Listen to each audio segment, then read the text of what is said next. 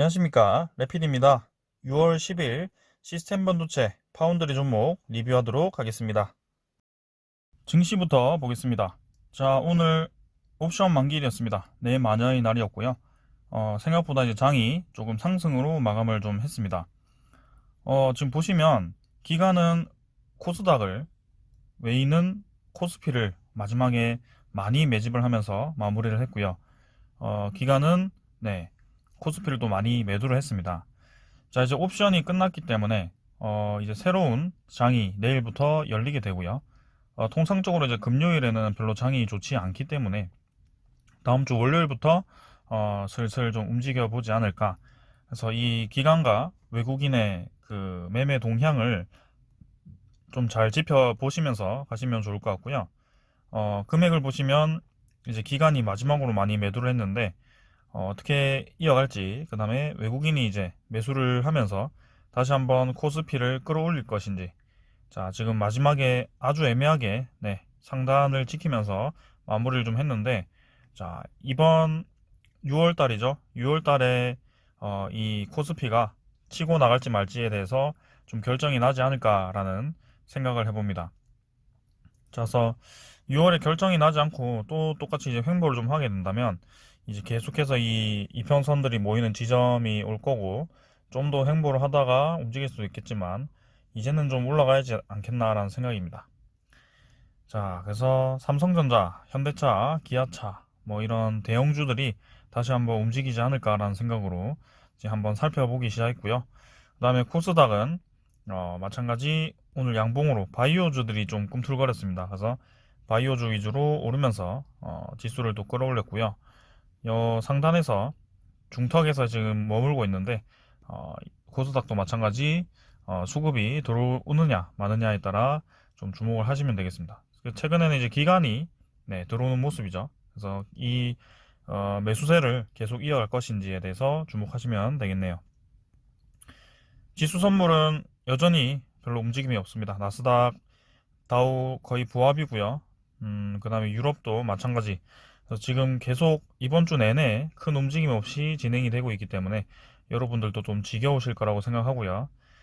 채권 수익률도 보시면 미국 10년물이 1.5%로 이제 1.4%까지도 좀 내려갈 것 같습니다. 그래서 계속해서 이제 하향세를 겪고 있기 때문에 이 지수에 대해서 좋은 방향으로, 증시에 대해서 좋은 방향으로 다시 한번 움직이는 듯한 모양입니다. 환율도 뭐 계속 그냥 그대로 유지를 하고 있고요. 한번 다음 주부터 어떻게 움직이는지 주목을 해보도록 하겠습니다. 자, 증시는 여기서 마치겠습니다.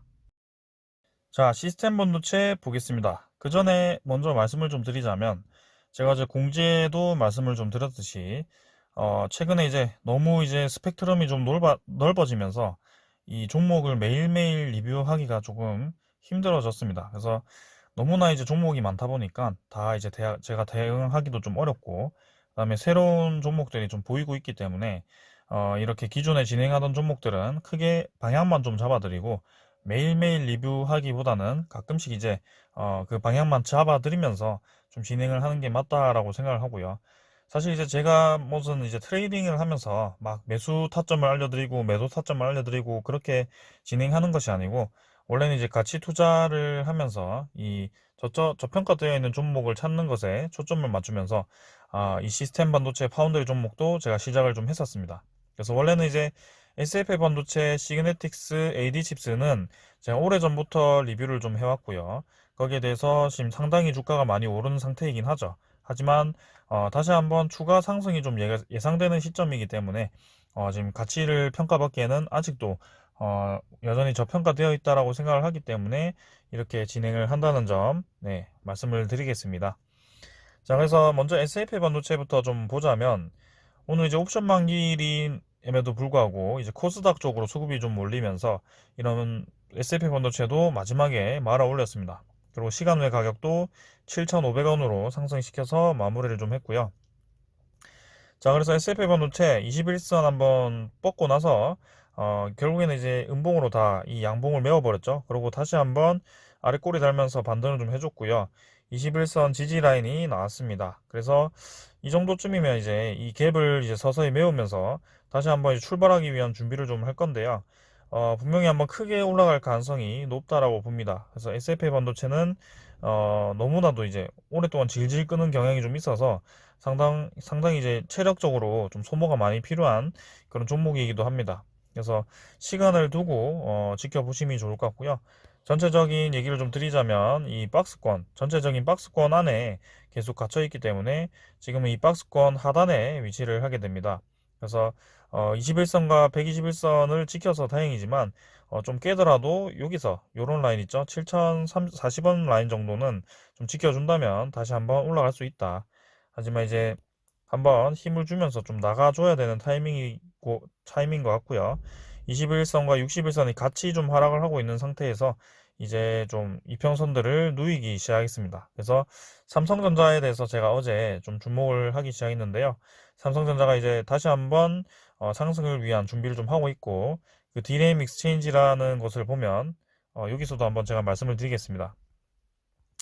비메모리 가격이랑은 좀 얘기가 다른 얘기지만 디램 익스체인지라는 것을 보면 DXI라고 해서 이제 디램 쪽에 그 지표입니다. 종합 지수고요.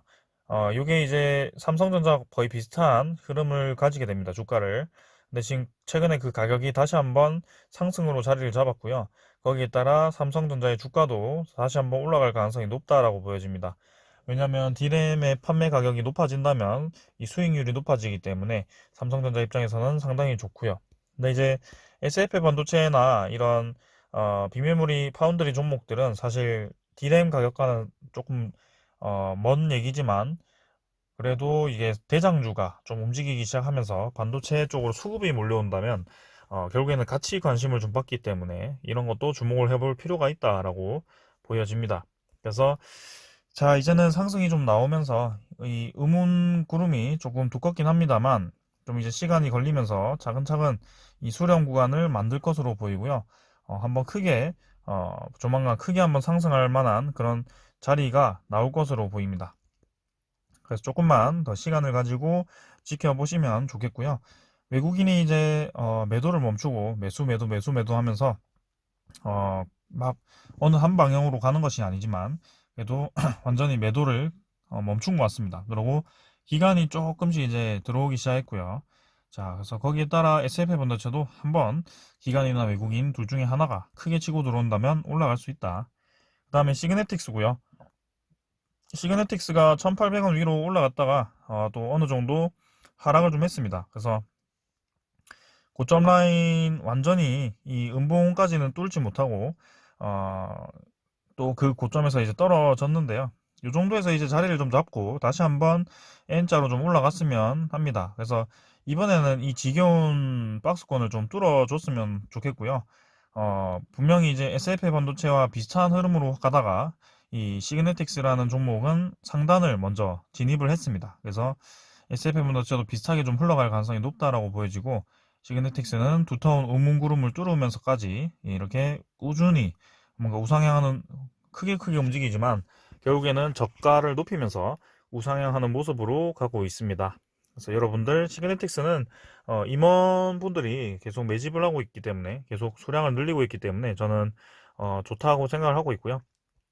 외국인이 사고 팔긴 하지만 그래도 일정 부분 물량을 계속 유지를 하고 있어서 저는 좋다라고 생각을 합니다. 그래서 월봉으로 생각을 하신다면 시그네틱스는 이제 저점 음운구름을 뚫고 올라갔기 때문에 추가적으로 더 상승이 나올 가능성이 높다라고 말씀드리겠습니다.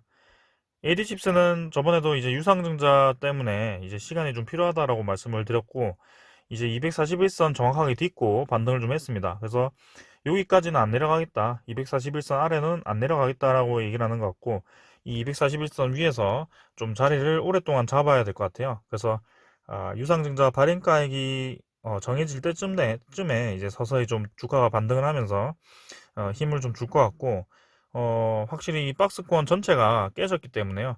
이 주가를 회복하는 데는 좀 시간이 오래 걸릴 것으로 보입니다.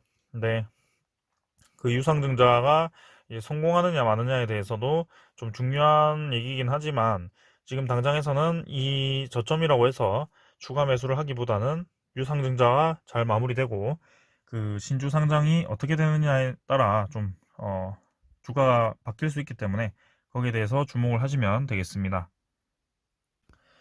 자, 그래서 에디칩스는 넘어갈게요. 그 다음에 IA고요. IA도 마찬가지. 네, 지금 이제 1300원 라인을 계속 이제 회복하지 못하고 다시 한번 떨어졌기 때문에 1200원 라인까지 떨어졌다가 다시 한번 올라가는 쌍바닥 다지면서 올라가는 형상이 나올 것 같고요. 이제는 뭔가 21선과 61선이 또 비슷하게 누웠기 때문에 바닥 다지기 작업을 확실하게 이번에는 좀 해야 될 것 같습니다. 그래서 1200원 라인 지키는지 보고 대응을 하시면 될 것 같고, 마찬가지로 신규 진입보다는 지금은 그냥 관망하는 게 좋을 것 같고요.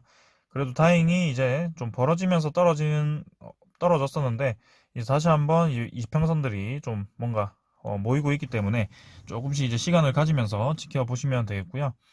여전히 이제 수급은 별로 좋지는 않습니다. 그 다음은 러셀이고요.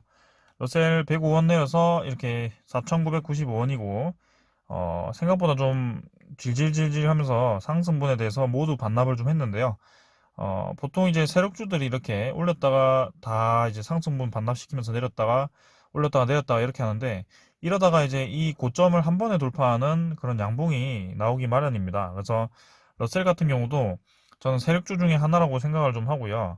아주 정신없게 움직이기 때문에 이 고점 라인과 저점 라인을 잘 잡으시면서 대응하시면 충분히 저는 수익을 얻을 수 있다라고 생각합니다. 그래서 지금도 중간 지점에 위치하고 있기 때문에 이렇게 올라서 잠깐 내렸다고 해서 이거 못 올라가겠다라고 생각하기보다는 이 정도 라인 다지고 이제 다시 한번 크게 올라가는 그런 타이밍을 좀 기다리셔도 좋을 것 같습니다. 그래서 반도체 사이클로 확실히 돌아오는지, 삼성전자가 확실히 올라가는지에 대해서 좀 보시면 될 것 같고, 마지막에 이게 좀 내렸네, 근데.